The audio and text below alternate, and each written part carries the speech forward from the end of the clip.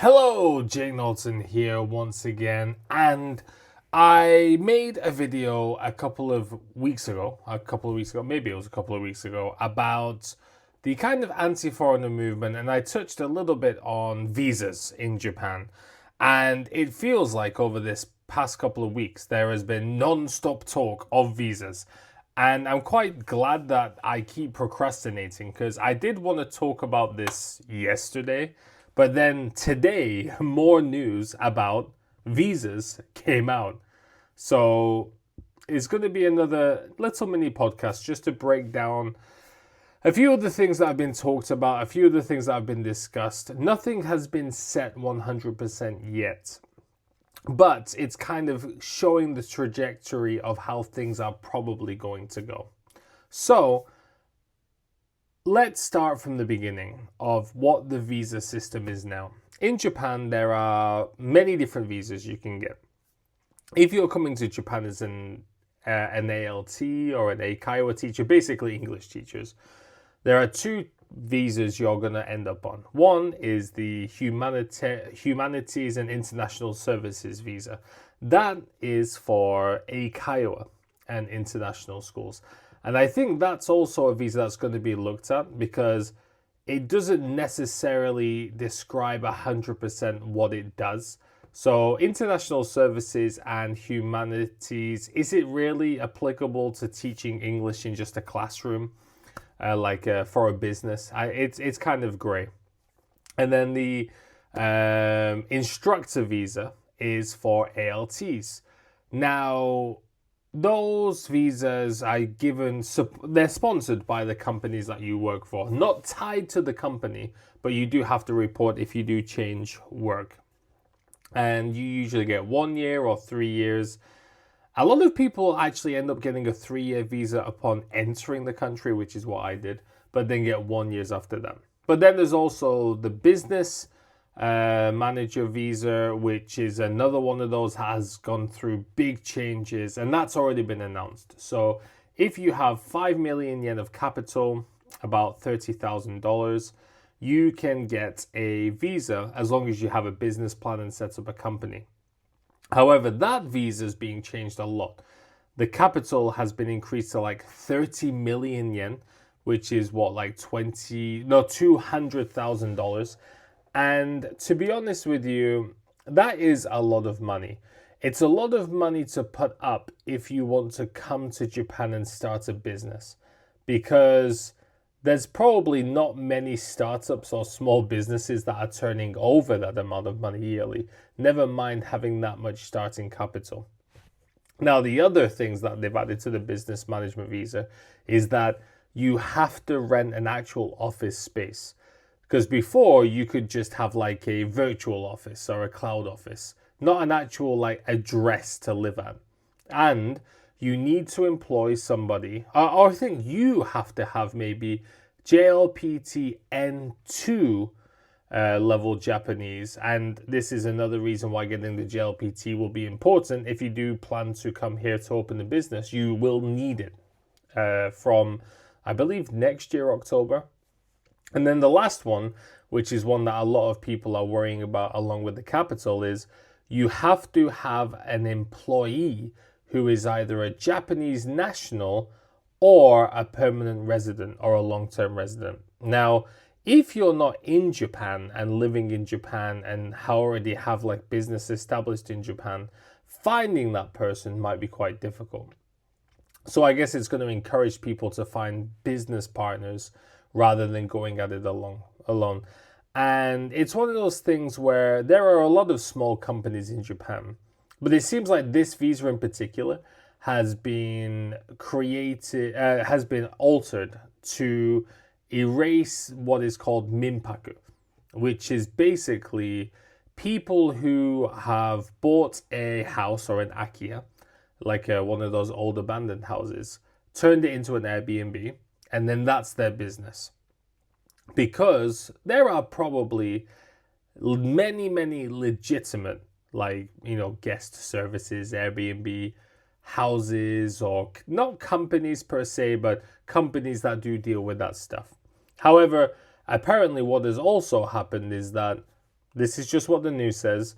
Maybe a lot of Chinese people have started doing this Minpaku thing just so they can start accessing Japanese healthcare. Because if you open your own business in Japan and employ yourself, then you can get Japanese healthcare. So that is one easy way to get into the system. If you've got a lot of money, it's an easy way to get a visa to live here as well. It's kind of like paying your way in. We kind of talk about, or we kind of see on the news, maybe in America, for example, this kind of golden visa where if you pay a lot of money, you can get a visa to live in the US. Well, Japan, basically, you could just open a company, buy an Akia, and that's your ticket to living here. So that's going to become much more difficult. There's probably a lot of like in between the line stuff as well. However, what else is going to change is the permanent residency visa, which is what I'm on. Now, I don't know if the specifications are going to change too much. There's basically a few ways to get the permanent residency visa. There is the kind of long way of living in Japan for 10 years, and I believe you have to have worked the entire time and correctly paid all your pension, your health insurance, your taxes, which I think is quite reasonable. Now, I was able to get my permanent residency after, I believe it was maybe 7 or 8 years, after I've been married for a few years and had a kid. And the reason I wanted to get my permanent residency visa early is because I wanted to buy this house and it would help with the loan. And luckily, I applied during COVID, where I think there weren't many people applying at all, and I got my visa in like 3 months, whereas now people are waiting a year and a half. Now, you could also get like the high-skilled professional visa, and I think you only need to have been on that for 1 year before you get permanent residency. There's going to be a key point that kind of ties all this together, is that it's actually quite easy to get a visa to live in Japan, or to get a long-term visa to live in Japan, as long as you know the ways how. And I think this is one of the things that they're really trying to clean up, is that it shouldn't be so easy to stay here long-term and access things. You should have to contribute enough. And I also had to fill one requirement when getting my permanent residency visa, is that I had to be on a 3-year visa before I could apply to be a permanent resident. And this is quite difficult because you have no control over what kind of length of visa you're going to get when you renew. So basically, I came to Japan on a 3-year visa, and then it was just 1, 1, 1, 1, 1. And then finally I got a 3. And as soon as I got the 3, I was like, I'm applying for permanent residency now. I don't know how they really decide, because one of the staff in my school, she's just an ordinary English teacher. She got 5 years, whereas another English teacher in my school got 1. It's really, really odd. And now they're also thinking about, if you don't pay your taxes correctly and stuff after you get the permanent residency, they can rescind that, which I also think is very fair. And the other visa, which there's more visas, there's like Nomad and stuff like that, but I don't know too much about a lot of them, so I'm only going to talk about stuff I know, and that is the spouse visa.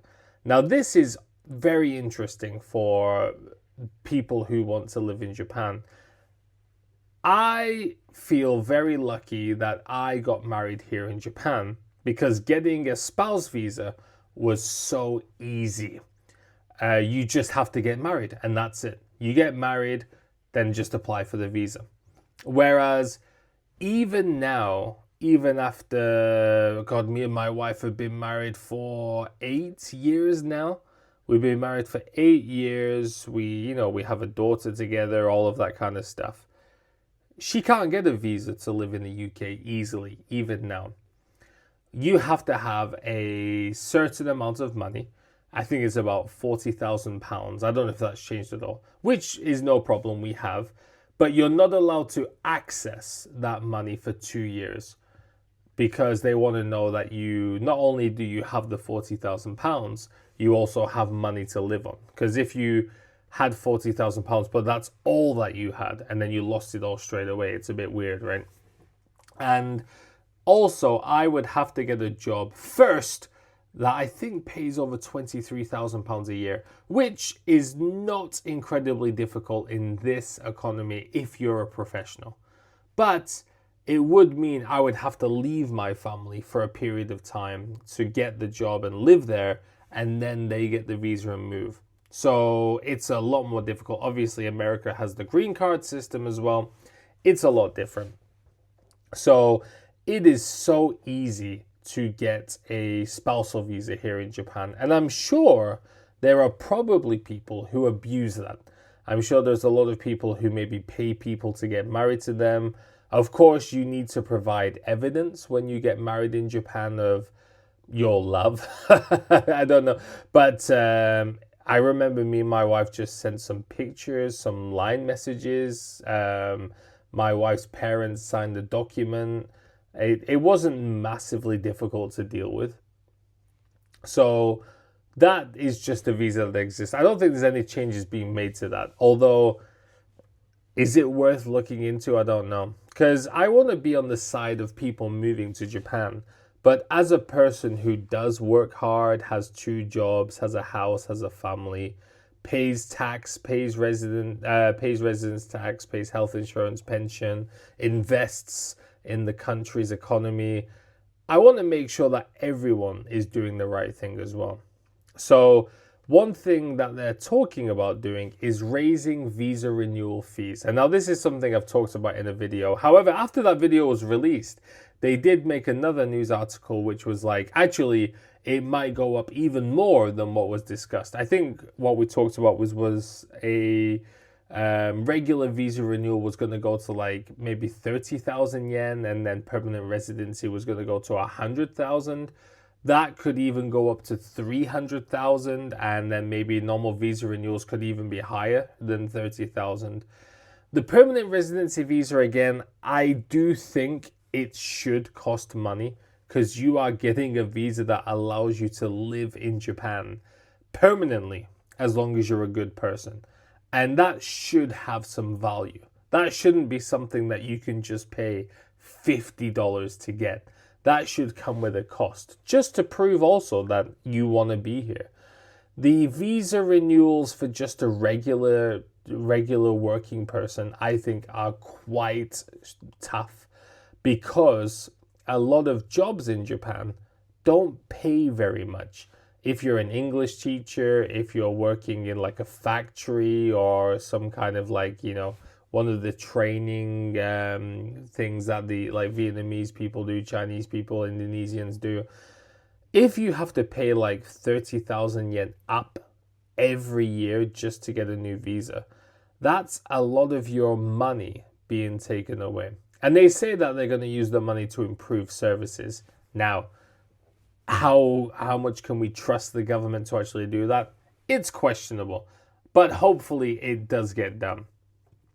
Another thing that they discussed just today, which is something that is quite exciting for me, is that there is a card in Japan called the My Number card, which is basically all of your information is stored on one card. And I remember when I lived in Gunma and this card was first announced, I went to the city office, and this was a long time ago, 8 years or more. That's how long ago I left Gunma now, 9 years perhaps. They said, I asked about applying and they said, don't bother. It seems a bit weird to have all your information on one card. Here we are, almost a decade later, everyone's using them, basically because they have to. So basically at the moment on the My Number card, you've got your tax staff, your health insurance card. Everyone had to start using their My Number card as health insurance from this month. My driving license is on there. And from next year, your residence card, so basically tells you what visa you're on and how long your visa is, that will also be on your My Number card. And they will have like a special permanent residency My Number card, which increases the length of permanent residency. Now, of course, the name is permanent residency, but you do have to just get the card renewed. You don't have to necessarily apply for a visa renewal. You just have to get a new card. Currently, it's 7 years, and I think I've got about 3 or 4 years left on my current one. However, this new special permanent residency My Number card will be 10 years. So if I was to get it next year after it's released, I wouldn't have to worry about a Visa card renewal until I was 45 years old. And if I only live till 65, I only have to change my card like 2 more times. It's a bit morbid, but potentially. Even less if I die quicker. But yeah, so the length of permanent residency could end up going up, which is nice. The thing is with visas in Japan is that this worldwide immigrant issue has become so big that basically no country can ignore it. And again, I've mentioned this in another video. I don't really take too, not kindly, but this kind of talk of like anti-immigrant rhetoric in Japan, I always find it a bit overblown, because if you look at any social media for more than 5 seconds, you'll just see videos of people complaining about immigrants in Europe or America, sharing anything about them that's negative. So I feel like Japan is tightening things up and making things a bit stricter, but I wouldn't necessarily say they're becoming anti-foreigner or anti-immigrant. It's more like, let's get this thing sorted out more, because they haven't announced an official cap or announced that a cap will actually be implemented.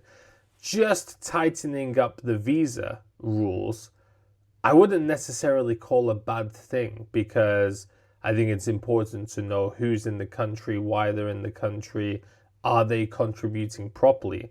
And if they are, they should be rewarded with a better visa. Now, if they're going to charge 30 to 50,000 yen a year for a visa renewal, I think they should make it clear how you get a 1, a 3, or a 5-year visa, rather than just handing them out at random, depending on who's looking at it and how they're feeling.